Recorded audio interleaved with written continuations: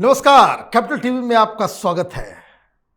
आज एक ऐसी खबर लेके आया हूं जिसे आप सुनेंगे तो आप दंग रह जाएंगे, क्योंकि सुप्रीम कोर्ट ने मोदी सरकार को एक नोटिस भेजा है और जिसमें यह कहा गया है कि उनके पास एक पीआईएल है जिसमें तमाम तरह के टैक्सों को खत्म करके एक टैक्स, एक तरीका, एक ही तरीके से टैक्स लिया जाए। उसके ऊपर सरकार की राय क्या है? पीआईएल जो दायर हुआ है उसे पीआईएल मैन अश्विनी उपाध्याय जी ने डाला है और जो आइडिया उन्होंने दिया है, जो मांग उन्होंने की है, वो इतना इंटरेस्टिंग है कि बिजनेस कम्युनिटी तो वाह वाह कर रही है। सरकार का खजाना भी बढ़ेगा और जो नियम कानून के चक्कर में ये तमाम तरह की जीएसटी, तो वैट, तो पता नहीं, तो इनकम टैक्स, ये सारे पचड़े अपने आप खत्म हो जाएंगे। क्या है इस नए प्रस्ताव, इस पीआईएल में, ये जानने और समझने के लिए हमारे साथ अश्विनी उपाध्याय जी, आपका बहुत बहुत स्वागत है। क्या नया कमाल आपने किया है ये? देखिए मनीष जी, हमारे देश में अगर आप चंद्रगुप्त तक देखें, चाणक्य तक देखें, तो हमारे देश में वन नेशन वन टैक्स ही होता था। ये इनकम टैक्स और जीएसटी और वैट और टीडीएस ये सब कुछ नहीं होता था। ये स्टेट टैक्स नहीं, कुछ नहीं होता था। इस तरह का चीज मैंने चाणक्य अर्थशास्त्र पढ़ा, वहां तक केवल एक टैक्स था। जितने भी व्यापार करने वाले थे एक पर्टिकुलर टैक्स देते थे। भाई ठीक है, एक टैक्स दे दिया, बात खत्म, और कोई टैक्स था ही नहीं। तो ये, और चाणक्य के समय में जो कौटिल्य का वो जमाना था, उस समय भारत की जीडीपी दुनिया की 38% थी। 38% जीडीपी थी भारत की, जब टैक्स केवल एक था। यानी जब वन नेशन वन टैक्स था तो भारत की जीडीपी 38% थी। आज हमारे पास टैक्स का पूरा एकदम कहते हैं मकड़जाल बना हुआ है, तो भारत की जीडीपी हम 2 डिजिट में नहीं पहुंचा पा रहे हैं। भारत के ग्रोथ में जो सबसे बड़ी बाधा बनी है, ये टैक्स का पूरा मकड़जाल है। माननीय प्रधानमंत्री जी ने बहुत अच्छा एफर्ट किया और जीएसटी आ गया, तो लगभग 40 तरीके का टैक्स था, वो मिक्स होके जीएसटी में मर्ज हो गया। लेकिन आज भी अभी भी अलग अलग टैक्स चल रहे हैं। इनकम टैक्स चल रहा है, जीएसटी चल रहा है, वैट चल रहा है, टीडीएस चल रहा है। इस तरीके के टैक्स आज भी चल रहे हैं। कस्टम एक्साइज तो चलना चाहिए, ठीक है, अगर विदेश से कुछ लेन देन हो रहा है वो अलग है, वो अलग विषय है। लेकिन भारत के बाकी सारे टैक्सों को जो हमने अपनी पीआईएल फाइल किया है, जिसपे सरकार को नोटिस हुआ है, वित्त मंत्रालय को नोटिस हुआ है, गृह मंत्रालय को भी नोटिस हुआ है, कानून मंत्रालय को भी नोटिस हुआ है, हमने ये कहा कि आप ये इनकम टैक्स खत्म करिए, जीएसटी को खत्म करिए, वैट को खत्म करिए, टीडीएस खत्म करिए। अब खत्म करने का मतलब क्या हुआ? इनकम टैक्स खत्म मतलब इनकम टैक्स डिपार्टमेंट खत्म, जीएसटी खत्म मतलब जीएसटी का इतना लंबा चौड़ा जो पूरा इंफ्रास्ट्रक्चर है, अधिकारी, ये वो, चपरासी, क्लर्क, फला फला, वो खत्म। आपका टीडीएस खत्म, यानी बैंक का बहुत बड़ा काम खत्म। आपका वैट खत्म, तो जो पूरा वैट का कमिश्नर ये वो सब चल रहा है वो खत्म। तो पहली बात तो ये टैक्स खत्म करने से कम 50,000 करोड़ जो सैलरी जा रही है, इनकम टैक्स के ऊपर जा रही है, जीएसटी के ऊपर, जीएसटी के डिपार्टमेंट में जा रही है, वैट के चल रही, वो सैलरी जरूरत ही नहीं है। ऐसे लोग हमें नहीं चाहिए। इनकम टैक्स कमीशन नहीं चाहिए, जीएसटी कमीशन नहीं चाहिए नहीं हमें। दूसरा, बिजनेसमैन जो सबसे ज्यादा परेशान है वो इन टैक्स के झमेलों से परेशान है। हर महीने में उसको जीएसटी का फॉर्म भरना है, वैट का अलग रिकॉर्ड रखना है, इनकम टैक्स का अलग रिकॉर्ड रखना है, टीडीएस का अलग रिकॉर्ड रखना है, कहाँ कितना दिया उसको ये करना है। हम और आप भी परेशान है, टैक्स दे के परेशान है। और टैक्स का मकड़जाल ऐसे देखिए, किसान एक लिमिट के बाद अगर पैसा किया, उसने टैक्स दे दिया, उसके बाद उसने जो कमाया, उसने अपने बच्चे को स्कूल भेजा, तो स्कूल में जो पैसा आया उसका भी अलग टैक्स हो गया। किसान डॉक्टर के पास गया, इलाज कराया, उसने भी टैक्सेबल पैसा दिया। डॉक्टर ने कुछ वकील के पास आया तो डॉक्टर ऑलरेडी टैक्स, तो टैक्स के ऊपर टैक्स, मतलब डॉक्टर भी टैक्स दे रहा है, वकील भी टैक्स दे रहा है, टीचर भी टैक्स दे रहा है, सब जज भी टैक्स, सब टैक्स, और टैक्स के ऊपर टैक्स दे रहे हैं। और सारा टैक्स देने के बाद जब साल में सैलरी मिली, बोला जी इस पे भी आपने साल भर में इतना कमाया, इतना इनकम टैक्स हो गया। इसलिए सारे टैक्स खत्म कर दिए जाए। हमने ये प्रपोज किया है, आप केवल वन नेशन वन टैक्स लगाइए, जिसको कहते हैं बीटीटी। हमने कहा बैंकिंग ट्रांजैक्शन टैक्स लगाइए। ये पहले फिजिबल नहीं था, लेकिन आज की डेट में फिजिबल है। और आज की डेट में जो फिजिबल है उसमें भी वर्तमान सरकार और मैं खासतौर पर प्रधानमंत्री जी को ही उसका भी मैं अब श्रेय देना चाहता हूं कि आज बीटीटी या one nation one tax feasible कैसे है। फिजिबल इसलिए है कि आज की डेट में गरीब से गरीब आदमी बैंक से जुड़ चुका है। 48 करोड़ जनधन खाते खोले गए, 48 करोड़। भारत में पहले टोटल 55 करोड़ खाते थे कंप्लीट टोटल, आज की डेट में 225 करोड़ खाते हैं। Saving account, current account, post office का अकाउंट, जनधन सारा मिला दीजिए तो 225 करोड़ खाते।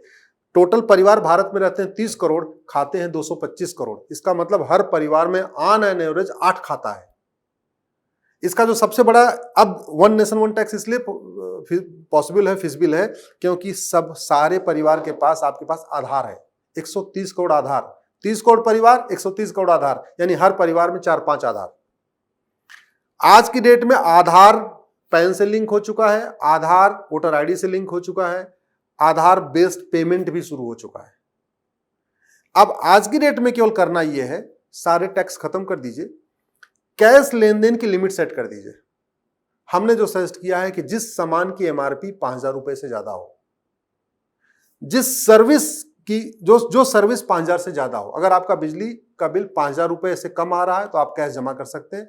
5,000 रुपए से ज्यादा हुआ तो अब आप कैश नहीं कर सकते, आपको अपने ATM, Paytm, Bhim, UPI, debit card के डिजिटल पेमेंट करना। आपने मोबाइल खरीदा, आपने शर्ट खरीदा, आपने खाना खाया, आपने रेलवे का टिकट लिया, एयर का टिकट लिया, जो भी किया, अगर आपका बिल 5,000 रुपए से ज्यादा है, 5,000 या उससे ज्यादा है, फिर आप कैश नहीं कर सकते।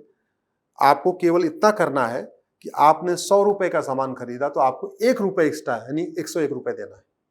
आपने 1,000 का सामान खरीदा तो आपको 10 रुपए एक्स्ट्रा 1,010 देना है। आपने 1 लाख का सामान खरीदा तो आपको 1,01,000 देना है।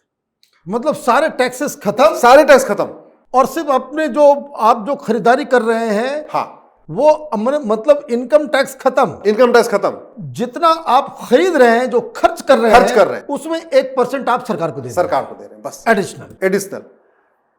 इसमें आम जनता अभी बहुत ज्यादा टैक्स दे रही है, तो जनता के लिए भी सहूलियत हो गई।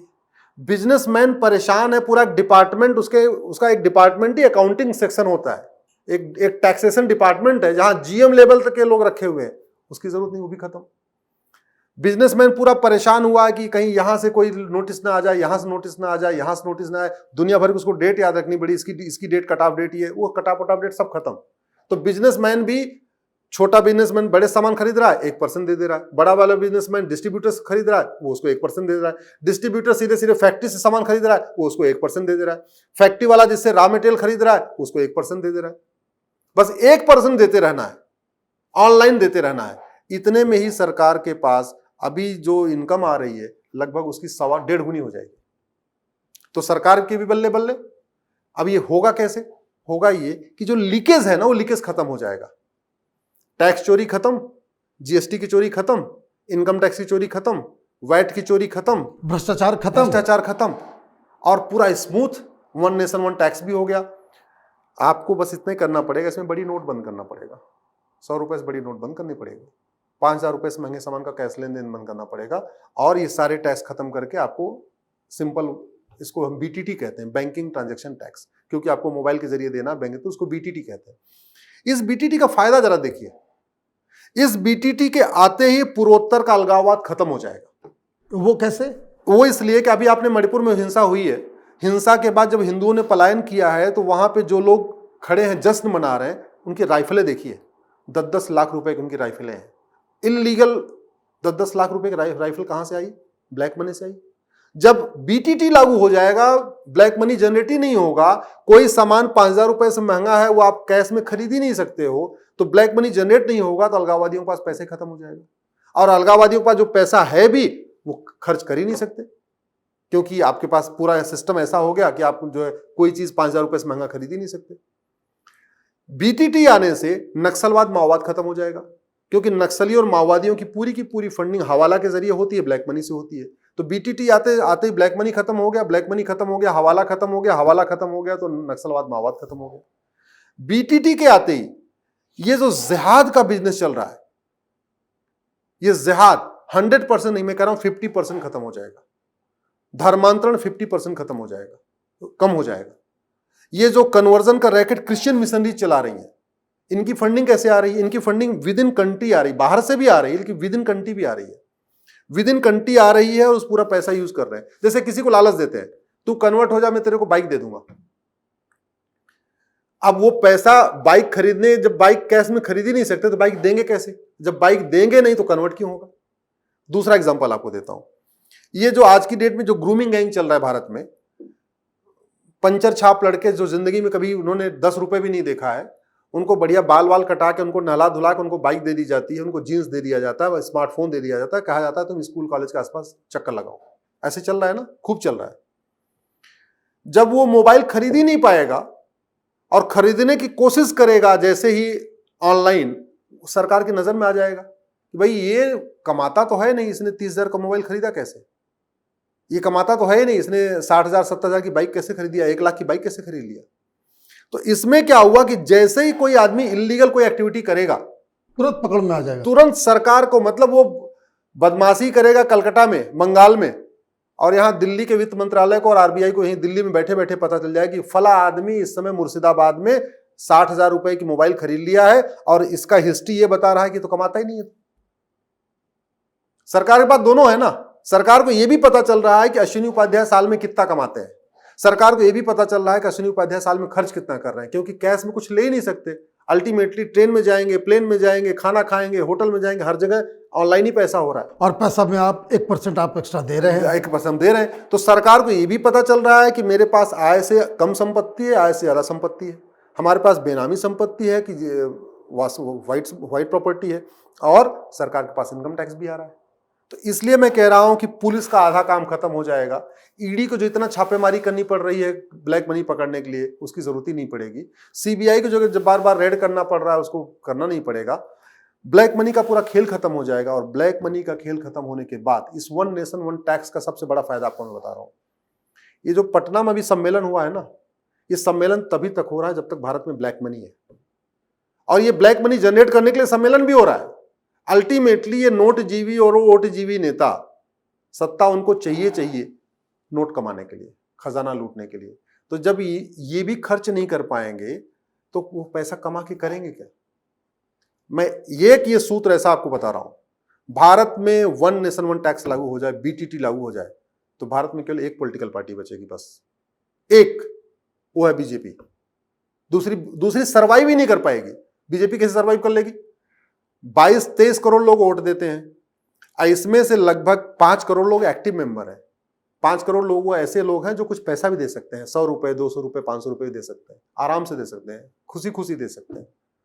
तो बीजेपी तो सर्वाइव कर लेगी, लेकिन बाकी जितनी पॉलिटिकल पार्टियां जो ब्लैक मनी के ऊपर टिकी हुई है, चाहे कांग्रेस हो, आरजेडी हो, सपा हो, बसपा हो, टीएमसी हो, डीएमके हो, जितनी पॉलिटिकल पार्टियां हैं जो केवल और केवल ब्लैक मनी के ऊपर टिकी हुई हैं, जिनका फंडा है, जो उनको चंदा भी आ रहा है वो 80% 90% कैश में दिखाते हैं। ये पॉलिटिकल पार्टियां जब अपना इलेक्शन कमीशन में अपना रिटर्न फाइल करती हैं, कहती हैं जी हमको तो पता ही नहीं किसने पैसा दिया, क्योंकि हमारा तो 80% कैश में आ गया।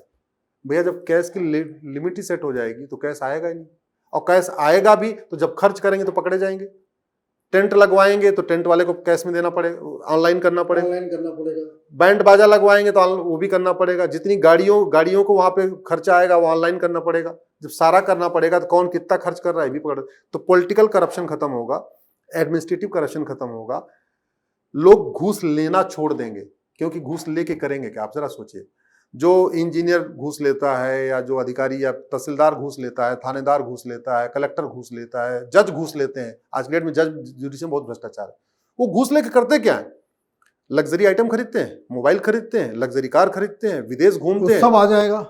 वो जब कोई काम कर ही नहीं सकते कैश में, और फिर कैश देगा कौन? कैश निकालेगा बैंक से तो भी तो पकड़ा जाएगा, कहां निकाल लिया इतना पैसा। और कैश दे भी दिया तो जिसको दिया थानेदार तहसीलदार को खर्च कहां करेगा? तो ये क्या लग रहा है कि इसकी सुनवाई कब फिर से रिज्यूम करेगी सरकार? अगस्त में इसकी 3 अगस्त या 4 अगस्त को इसकी फिर से सुनवाई है, तब तक सरकार को नोटिस करना है। लेकिन ये ऐसा विषय है कि इस पे थोड़ा सा मुझे लगता है कि मुझे बहुत ज्यादा मेहनत करनी पड़ेगी, लेकिन इंफ्रास्ट्रक्चर पूरा रेडी है। सरकार की मुझे लगता है मंशा भी है। माननीय प्रधानमंत्री जी तो लगातार डिजिटल इंडिया की तरफ आगे बढ़ ही रहे हैं। आज की डेट में घर घर डिजिटल इंफ्रास्ट्रक्चर पहुंच चुका है, लोग कनेक्ट हो चुके हैं। अब तो 5G भी लॉन्च होने वाला है, लॉन्च भी हो गया बहुत सारे शहरों में। अब ये फिजिबल है, प्रैक्टिकल है, देश की दिशा और दशा बदल जाएगी, अवैध काम करने वाले भारत छोड़ के भाग जाएंगे, मैं आपको गारंटी के साथ कहता हूँ। आपका बहुत बहुत धन्यवाद। आप इसी तरीके से देश के लिए जो है लड़ते रहिए। बहुत सारे लोग बहुत सारी अपेक्षा के साथ आपके इन काम को जो है वो उसका अवलोकन करते रहते हैं। बहुत बहुत धन्यवाद।